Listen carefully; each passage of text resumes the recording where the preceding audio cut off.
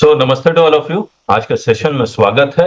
54th GST council meeting 9 सितंबर 2024 को हुआ और उसमें प्रेस रिलीज हुआ और उसमें जितने भी पॉइंट्स है वो हम लोग डिस्कस करेंगे। जो कहा गया वो जो लिखा गया वो तो डिस्कस करेंगे और जो नहीं लिखा गया है वो भी डिस्कस करेंगे।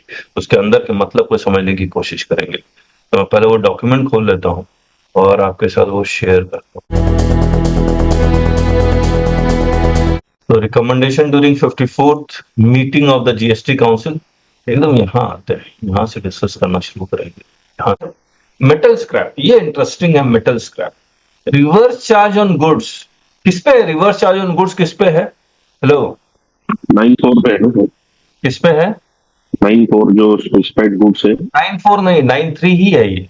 नहीं, टेंडो लीव्स, कैजू नट्स, उसमें एक एंट्री और बढ़ा दी इन्होंने। दिखलाता हूँ। देखिए, reverse charge on goods, cashew nut, bidi wrapper leaves, tobacco leaves, कोई essential oil, silk yarn, raw cotton, supply of lottery, use vehicles, priority sector lending certificate. अब इसमें देखिएगा सारा ये 9 सबसेक्शन 3 है। ये agriculturist to any registered person है, याद रखिए। यहां पर ये एग्रीकल्चरिस्ट रजिस्टर्ड हो या अनरजिस्टर्ड हो, उससे कोई फर्क नहीं पड़ता, लेकिन अगर रजिस्टर्ड पर्सन इनसे खरीदता है तो उस पर रिवर्स चार्ज देगा और ऑब्वियसली क्रेडिट भी क्लेम करेगा। यहां पर अनरजिस्टर्ड पर्सन से रजिस्टर्ड पर्सन, ये एग्रीकल्चरिस्ट हो भी सकता है, ट्रेडर भी हो सकता है। फिर यहां भी एक एग्रीकल्चरिस्ट है। ये सप्लाई ऑफ लॉटरी तो गवर्नमेंट ही करती है, तो गवर्नमेंट से लॉटरी डिस्ट्रीब्यूटर और selling agent. Use vehicles again government करती है, तो एनी रजिस्टर्ड पर्सन। और priority sector lending certificate any registered person to any registered person. इसमें मेटल स्क्रैप भी ऐड कर दिया गया। बड़ा इंटरेस्टिंग है। देखिए, रिवर्स चार्ज तरह तरह के रिवर्स चार्ज अगर आप देखेंगे तो registered person to registered person तब भी रिवर्स चार्ज। 93 तो स्पेसिफिक रिवर्स चार्ज है। यूआरपी टू आरपी तो भी रिवर्स चार्ज। और अगर एनी पर्सन टू यूआरपी अगर है और रिवर्स चार्ज है तो इनको कहता है आपको मैंडेटरी रजिस्ट्रेशन लेना पड़ेगा, तभी तो डिस्चार्ज होगा वो लायबिलिटी। यहां पर मेटल स्क्रैप में इन्होंने क्या कहा है कि URP to RP reverse charge. कब तक रिवर्स चार्ज? जब तक यूआरपी का थ्रेशोल्ड लिमिट एप्लीकेबल नहीं हो जाता। अगर यूआरपी का थ्रेशोल्ड लिमिट सेक्शन 22 एप्लीकेबल हो गया तो फिर रिवर्स चार्ज नहीं होगा, फिर फॉरवर्ड चार्ज होगा। अब सवाल ये उठता है कि ये तो बहुत अजीब सी कहानी है ये, कि ये जो रिवर्स चार्ज में दे रहा है उसको कैसे पता लगेगा उसका टर्नओवर जो सामने वाला यूआरपी है उसका टर्नओवर थ्रेशोल्ड से एक्सीड कर गया। यूआरपी टू आरपी कब तक रिवर्स चार्ज है? जब तक इसका सेक्शन 22 एप्लीकेबल नहीं हो जाता। और आरपी को कैसे पता लगेगा इसका सेक्शन 22 एप्लीकेबल हो गया? कोई एनी आइडिया? और TDS at the rate of 2% किस सेक्शन में आएगा? 51 में। तो जो सेक्शन 51 था वो गवर्नमेंट पीएसयू ये सब के लिए था, तो मुझे लगता है किसी भी रजिस्टर्ड पर्सन के लिए हो जाएगा अगर वो मेटल स्क्रैप में है तो। ऑब्वियसली ये नया सेक्शन तो लेके नहीं आएंगे, 51 में ही लिखेंगे। अब एक बार पढ़ देता हूं, फिर आप बताइएगा कि ये कैसे पॉसिबल है। Reverse charge mechanism to be introduced on supply of metal scrap by unregistered person to registered person, provided that the supplier shall take registration as and when it crosses threshold limit. ये URP will take registration as and when it crosses threshold limit, and the recipient who is liable to pay under RCM shall pay tax even if supplier is under threshold. A TDS of 2% will be applicable on supply of metal scrap by registered person in B2B supply. B2B supply में TDS 2% है। मैंने ठीक interpret किया या नहीं किया इसको? सही है सर। मैं फिर से बोल देता हूं। RCM to be introduce on supply of metal scrap by unregistered person to registered person, provided that the supplier shall take registration as and when it crosses threshold limit. ये वाला रजिस्ट्रेशन लेगा जब भी थ्रेशोल्ड लिमिट को cross करेगा। And the recipient who is liable to pay under RCM shall pay tax even if supplier is under threshold. और threshold से कम मतलब सेक्शन 22 जब एप्लीकेबल नहीं है तब तो रिवर्स चार्ज है ही, लेकिन अगर रजिस्ट्रेशन ले लेगा तो फॉरवर्ड चार्ज में आ जाएगा, जो हमने यहां लिखा हुआ है। यहां पर टीडीएस नहीं एप्लीकेबल होगा, क्योंकि टीडीएस तभी एप्लीकेबल होगा जब registered person to registered person है। तो जब नोटिफिकेशन आ जाता फिर चेक कर लेंगे कि ये कितना सही है। तो सर जो कॉपर ये स्क्रैप में कॉपर का स्क्रैप है, एल्यूमिनियम का स्क्रैप है, वो नहीं आएगा? ये सिर्फ मेटल के लिए ही है? तो एल्यूमिनियम कॉपर मेटल ही में तो क्लासिफाई होने चाहिए। मतलब सभी को नहीं, मेटल में भी बहुत सारे ग्रेड है, मेटल इन्होंने लिख दिया, दैट मीन सब कुछ आ गया, भंगार की जो भी कैटेगरी है सब आ गई सर इसमें। मुझे लगता है इसमें HSN जरूर लिखेंगे, वो जब वो नोटिफिकेशन लेके आएंगे। हाँ हाँ तो हाँ। यहाँ पर अगर आप देखते हैं, इसमें HSN जरूर लिखा होगा। ये देखिए सारा HSN लिखा हुआ है ना। तो जो लेके आएंगे तो मेटल स्क्रैप में वो जब HSN लिख देंगे तो हमें पता लग जाएगा कौन सा इंक्लूडेड है, कौन सा एक्सक्लूडेड है। B2B सप्लाई में TDS क्यों लगा दिया? B2 B2B सप्लाई में TDS क्यों लगा दिया? मुझे लगता है वो ऑडिट ट्रेल चाह रहे होंगे। आज देखिए, आप समझिए प्रदीप, गाड़ी जो पकड़ी जाती है, जैसे बंगाल में हमने जो अपील फाइल किया है ईवी बिल के अगेंस्ट, उसमें क्या किया हुआ है सोचिए आप।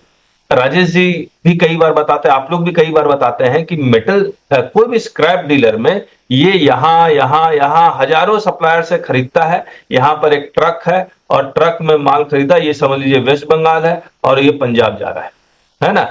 जब इसको गाड़ी रास्ते में पकड़ी जाती है तो ये कहता है भैया हमने तो इनसे खरीदा है, ये सारे अनरजिस्टर्ड है और इसमें माल मान लीजिए 25 लाख का भरा हुआ है।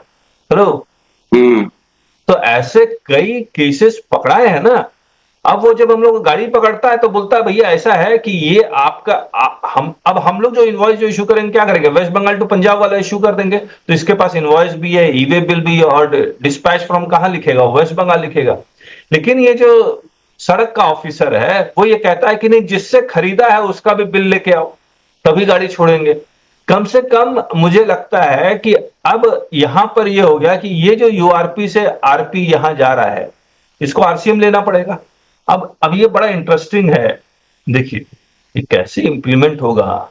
मान लीजिए मैं वेस्ट बंगाल में हूं और मैं हूं, मतलब स्क्रैप डीलर सब वेस्ट बंगाल में है और मैं हूं पंजाब में, और पंजाब से मैं इसको भेज रहा हूं हरियाणा। यानी कि वेस्ट बंगाल से पंजाब वाला वेस्ट बंगाल से स्क्रैप खरीद के हरियाणा भेज रहा है।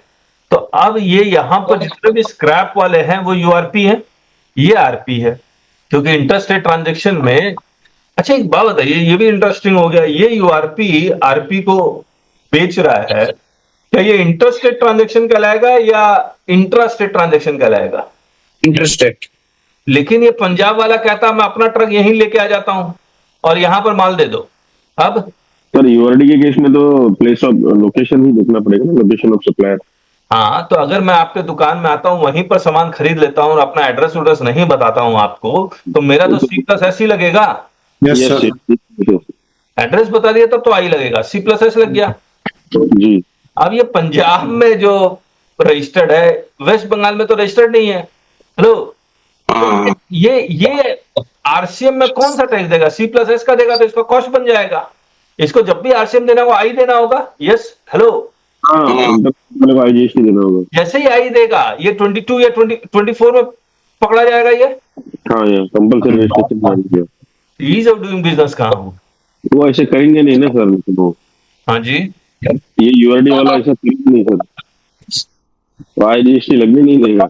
सर सेम स्टेट में तो पॉसिबल है, अदर स्टेट में तो ये पॉसिबल ही नहीं लग रहा। हाँ पंजाब, और यही होता भी। आप देखिए जितने भी गाड़ी पकड़े जाते हैं पंजाब से वेस्ट बंगाल, या तो फिर ये लोग क्या करेंगे, वेस्ट बंगाल का स्क्रैप डीलर है, किसी रजिस्टर्ड पर्सन को खड़ा कर देंगे, बोले ये इनको बेचेगा, फिर ये इनको बेचेगा, तब तो पॉसिबल भी है। 2% टीडीएस ला दिया है सर, अभी कुछ भी सब कुछ मालूम पड़ जाएगा। अब टीडीएस तो यहां से यहां है, आरपी टू आरपी। और कंप्लायंस बढ़ा दिया सर। ये कंप्लायंस बहुत, मतलब कंप्लायंस का यहाँ पर लोग जुगाड़ निकालने लगेंगे। इसका मतलब ये पंजाब वाला C+S का आरसीएम देगा नहीं देगा तो ये इसका कॉस्ट है। और टीडीएस तो यूआरपी टू आरपी में है नहीं ना। Yes sir. मान लीजिए ये C+S देता है और ये गाड़ी इसके रास्ते में पकड़ी जाती है, तब क्या होगा? ये C+S देता है और गाड़ी यहां पकड़ी जाती है, मान लीजिए कॉस्ट बियर कर लेता है C+S का। फिर अच्छा, ये पहले ये भी तो सोच लेते हैं कि पंजाब वाला C+S के रूप में कैन ही पे आरसीएम, मतलब पंजाब वाला वेस्ट बंगाल का, ये तो वेस्ट बंगाल को तो मिलेगा ही नहीं रेवेन्यू इसका। मान लीजिए पंजाब वाला वेस्ट बंगाल का आरसीएम पे भी कर देता तो यहां तो जाएगा ही नहीं। पंजाब से वेस्ट बंगाल रेवेन्यू तभी फ्लो करेगा, आई के ही थ्रू फ्लो कर सकता है ना। वेस्ट बंगाल का फ्लो ही नहीं करेगा, यहां पर वो कोई सिस्टम ही नहीं है। कमाल है। सर वो सी और एस में पेड करके आगे सेल करेगा ना सर, आई तो वो कर नहीं सकता, और सी एस में कर भी देगा तो वो क्रैक कैसे होगा कि इन्होंने बाहर से खरीदा या यहाँ से खरीदा, तो पंजाब से। आई अगर करता है तो ये स्क्रैप डीलर पकड़े जाएंगे। Yes sir. और सी और एस करेगा सर अनरजिस्टर्ड से, और फिर सेल करेगा तो वो कोई सिस्टम में नहीं आएगा ना सर। हाँ, वो सिस्टम में सीएसएस नहीं में आएगा, कौन से कैसे होगा? सिस्टम में ही नहीं आएगा। और अगर ये पंजाब अपना 1 में और 1 में तो नहीं 3B में लिखता है कि मैं 3+S किया, गाड़ी यहाँ पकड़ी गई, तो ये तो पंजाब, इसका मतलब आपने C+S यहाँ किया, इसका मतलब आपने पंजाब से खरीदा, वेस्ट बंगाल, यहाँ पर वेस्ट बंगाल के पास गाड़ी क्यों पकड़ी गई? समझ रहे हैं आप? ये तो नोटिफिकेशन आएगा तभी पता लगेगा ये सब। चलिए, किसी को और कुछ? ये प्रॉब्लमेटिक है, टीडीएस में भी प्रॉब्लम होगा। टीडीएस में क्या प्रॉब्लम होगा? टीडीएस बीटीबी में कैसे क्या करेगा? बीटीबी में आरपी टू आरपी है, अगर टीडीएस काट लेता है तो इसका क्या एक्स्ट्रा जॉब है ना? ये तो बीटीबी तो ऐसे ही होगा ना, ये भी होगा, जो भी होगा वो टैक्स तो आ जाएगा, आउटपुट टैक्स। ये फिर additional टीडीएस का compliance- क्या जरूरत है? टीडीएस डायरेक्टर हिसाब से रजिस्ट्रेशन लेना होगा ना फिर से। दोनों तो बीटीबी है ना, बीटीबी तो रजिस्ट्रेशन का सर क्या? इसमें क्लेरिफिकेशन आ पाएगा क्या सर? एक्स्ट्रा वर्क हो गया ना।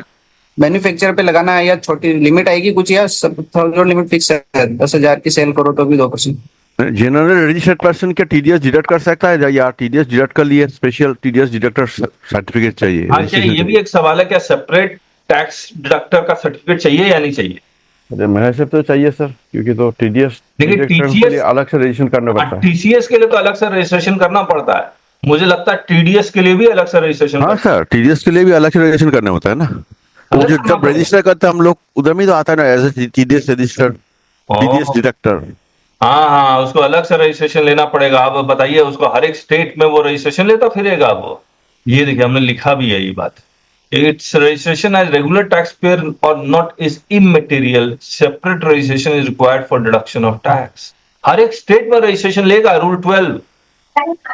सर वो तो पेमेंट जो बाय कर रहा है, जो परचेसर है, उसको तो पेमेंट पे टीडीएस करना है ना, टीसीएस कहाँ करना है? हाँ, टीडीएस लेके आ गए ना। नहीं सर, टीडीएस लेके आया गया, लेकिन बायर तो कोई भी स्टेट में होगा, तो जो बाय कर रहेगा वहां से उसका आय के ऊपर होगा मान लीजिए, या फिर सीआरएस जो भी टैक्स होगा उस पर टीडीएस काटेगा। हर एक स्टेट में कैसे लेगा? हर एक स्टेट में हमने तो इस पर बहुत लंबा डिस्कशन किया है, अच्छा शायद उस दिन थे नहीं आप, अच्छा बहुत लंबा डिस्कशन किया है। अच्छा। उसको हर एक स्टेट में रजिस्ट्रेशन लेना पड़ेगा। जहां जहां परचेस करता है वहां से, यस। मतलब आई वो इंटर स्टेट है, आई हो तो भी।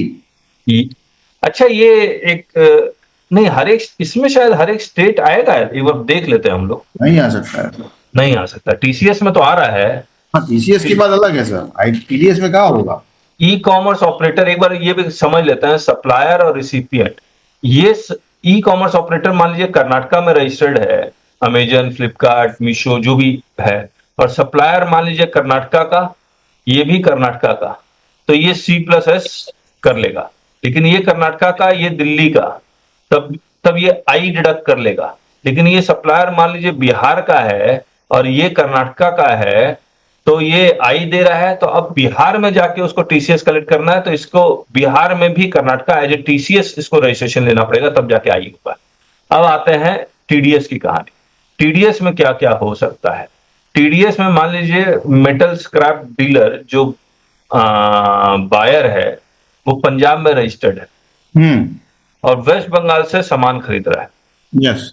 अरे तो दो पार्टी में डायरेक्ट है, हाँ दो पार्टी में डायरेक्ट डीलिंग हो रही है। यस, वहां मल्टी स्टेट इन्वॉल्व हो रहा है ना, वहां इसलिए। मल्टी स्टेट इन्वॉल्व हो रहा है, तब तो हाँ, एक ही स्टेट में रजिस्ट्रेशन की रिक्वायरमेंट। पंजाब में रजिस्ट्रेशन एज टीडीएस डिडक्टर हिसाब से रजिस्ट्रेशन लेना होगा। बायर को रजिस्ट्रेशन लेना कंपलसरी है, वो कोई भी स्टेट का हो। सिंगल रजिस्ट्रेशन से काम हो जाएगा, यहाँ मल्टीपल रजिस्ट्रेशन लेना पड़ेगा based on the operations in the state.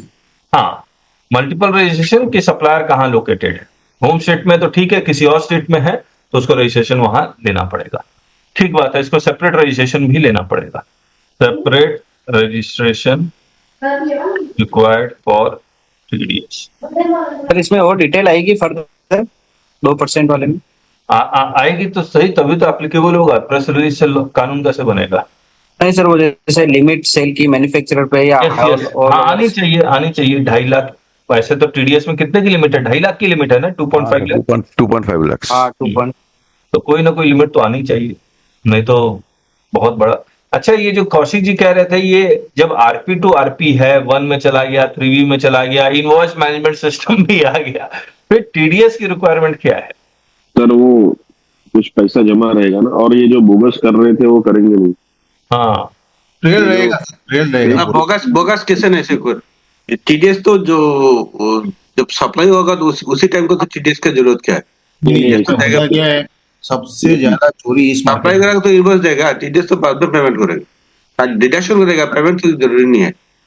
ऐसे भी केसेस है जहाँ पे सप्लायर हुआ, उसने जीएसटी 3B फाइल किया, 1 फाइल किया, सब कुछ किया, और 6 अभी महीने तो- बाद वो खुद को डिक्लेयर कर देता है कि मैं बोगस हूँ, मैंने लोन के लिए किया, मैंने कोई ट्रांजेक्शन नहीं किया।